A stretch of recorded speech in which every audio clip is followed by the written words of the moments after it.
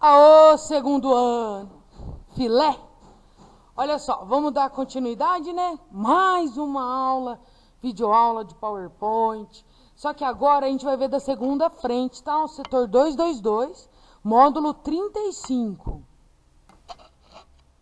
Então, pessoal, nesse módulo a gente vai ver sobre trocas de calor, certo? Ver o que é calor e como essas trocas acontecem. Ali, se vocês olharem no slide, eu coloquei uma definição.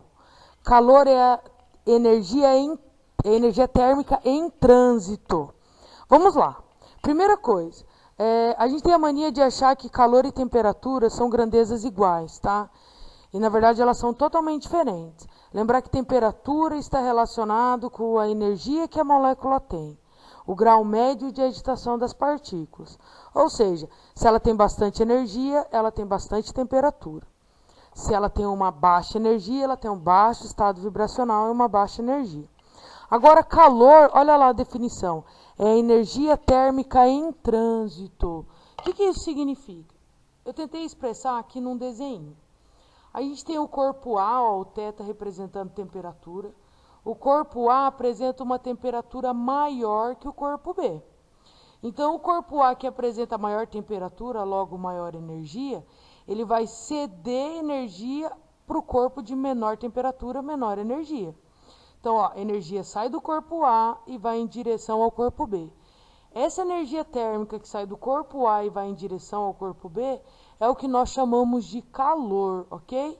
Então, sai do corpo de maior temperatura em direção ao corpo de menor temperatura. Importante ressaltar que essa energia em trânsito ela só ocorre quando os corpos apresentam temperaturas diferentes. Então, veja bem, o corpo A cedeu energia para o corpo B. Então, o corpo A, após ceder energia, vai diminuir a temperatura e o corpo B vai aumentar a temperatura. Essa energia térmica em trânsito, ela acontece até que exista a igualdade de temperaturas. A partir do momento que os dois corpos apresentam a mesma temperatura, não existe mais calor. Ou seja, nós atingimos o equilíbrio térmico. Corpo A apresenta temperatura, corpo B apresenta temperatura. E essas temperaturas são iguais. Então, existe temperatura, mas não existe mais energia térmica em trânsito. Não existe calor, ok? Trocas de calor. Propagação de calor. Olha só, tem uma equaçãozinha aqui, ó. Essa bolinha com uma cortadinha aqui, ele é chamado de fluxo de calor, ok? Fluxo de calor é igual ao Q, que vai ser quantidade de calor, dividida pelo tempo, ok? No sistema internacional, calor em joules, tempo em segundos. E o meu fluxo de calor, então, vai ficar joules dividido por segundo. Joules dividido por segundo é a mesma coisa que watts, tá? Observação, a propagação de calor, né, esse fluxo de calor com essa equaçãozinha aqui, ela também pode ser chamada de potência térmica, tá? Que é o calor dividido pelo tempo. Sistema internacional, calor em joules, tá? E tempo em segundos. Mas vocês vão observar que vários exercícios sobre calor, eles usam calorias como unidade de medida de calor, tá? Não é sistema internacional, mas é bem comum ser utilizado.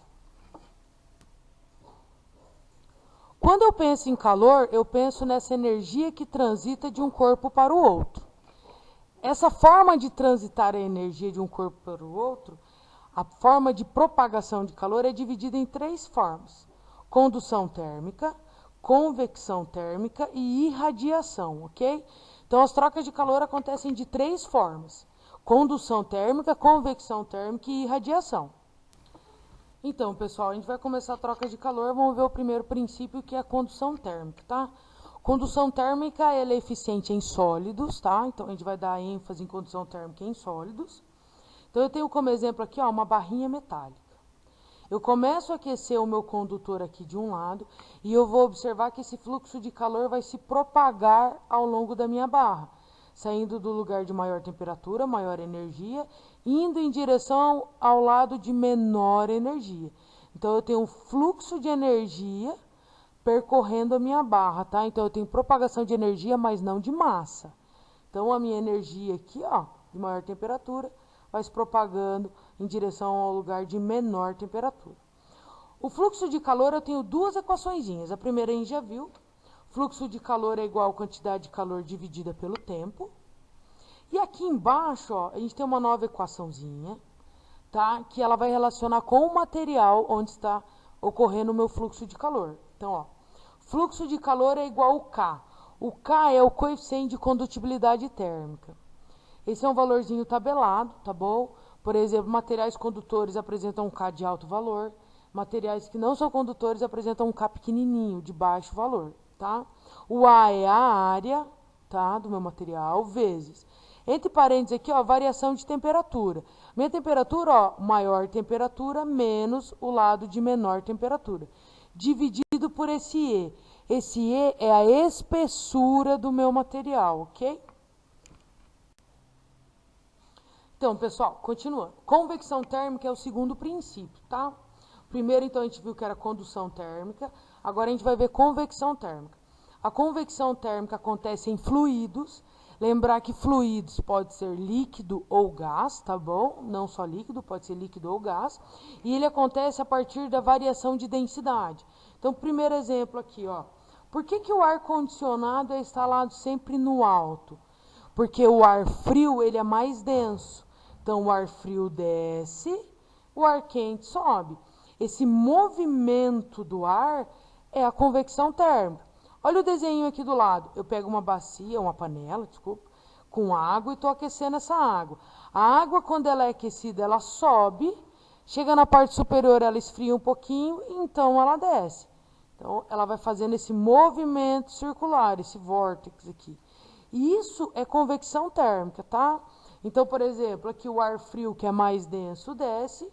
O ar quente, menos denso, sobe. A mesma coisa aqui. A água menos densa sobe, a água mais densa desce. E essa variação de densidade ocorre devido à variação de temperatura. Materiais de maior temperatura, menos densos. Materiais de menor temperatura, mais densos. Outro exemplo que nós podemos observar a convecção térmica é em relação às brisas marítimas ou continentais. Primeiro exemplo, num dia de sol, certo? Você está na praia. Todo mundo já andou na praia num dia de sol e percebe que a areia está muito, muito quente, certo? Significa o quê? Que o ar que está sobre a areia também está sendo aquecido. Esse ar que está aquecido diminui a densidade, ele sobe. E quando ele sobe, não pode ficar um espaço vazio, certo? Então, a massa de ar que está sobre o oceano, que está um pouco com menor temperatura, ela vem e ocupa o lugar dessa massa de ar que subiu. Isso é chamado de brisa marítima, ok? Já à noite, o processo ocorre de forma contrária. A areia já está fria, certo? Só que a água do mar está bem quente. Então, a massa de ar que está sobre o oceano sobe, né? Diminui a densidade e sobe. E não pode ficar um espaço vazio aqui, certo? Então, a massa de ar que está sobre a areia se movimenta e ocupa esse lugar. Então, vocês vão observar que durante o dia, né, na praia, o vento vem do mar em direção ao continente. E à noite, a massa de ar sai do continente e vai em direção ao mar. Outro processo de troca de calor é a irradiação. Irradiação acontece sempre quando a gente tem uma forma de calor vindo através da radiação infravermelho, tá? Eu coloquei aqui no slide o espectro eletromagnético aqui com vários comprimentos de onda, tá? Comprimento de rádio, micro-ondas, infravermelho, que é o que me interessa, região visível, ultravioleta, raio-x e raios gama. Região visível são as cores do arco-íris, certo? E antes da região visível, existe no nosso espectro a parte do infravermelho, tá? Infravermelho é uma radiação que apresenta energia suficiente para alterar o estado de agitação térmico das moléculas. Olha aqui, eu tenho o Sol, certo? Ele emite radiação infravermelho. A irradiação infravermelho, ela se propaga de forma excelente no vácuo, ok? Então, ela vai sair aqui do Sol, vai percorrer o espaço onde a gente apresenta o vácuo e vai vir em direção ao planeta, ok? Então, olha só, processo de condução térmica ocorre de forma eficiente em sólidos, convecção em fluidos, tá? Lembrando que líquido e gás. E a irradiação acontece de forma eficiente no vácuo. Só que esses raios infravermelhos, quando eles chegam à atmosfera da Terra, eles continuam se propagando. Eles só diminuem um pouquinho a velocidade, tá bom? E ela é a única forma de troca de calor que ocorre no vácuo. Para a gente praticar, eu separei um exercício aqui, ó. Exercício 1, página 160. As constantes termodinâmicas da madeira são muito variáveis, dependem de inúmeros fatores. No caso da condutividade térmica, um valor aceitável é 0,15 watts dividido por metro grau Celsius. Significa que eu preciso usar a espessura em metros e a temperatura em graus Celsius, certo? E watts ali é porque está em joules por segundo. Tudo bonitinho. Para madeira com cerca de 12% de umidade. Uma porta dessa madeira de espessura 3 vezes 10 a menos 2 metros e área de 2 metros quadrados. Separa dois ambientes a temperatura de 20 e 30 graus Celsius. Qual o intervalo de tempo necessário para que 300 joules de calor atravessem essa porta, de um ambiente para o outro, supondo que, durante a transferência de calor, as temperaturas dos ambientes não se alterem? Então, veja bem, como que a gente vai resolver esse exercício? Separei as duas equaçõezinhas de fluxo de calor.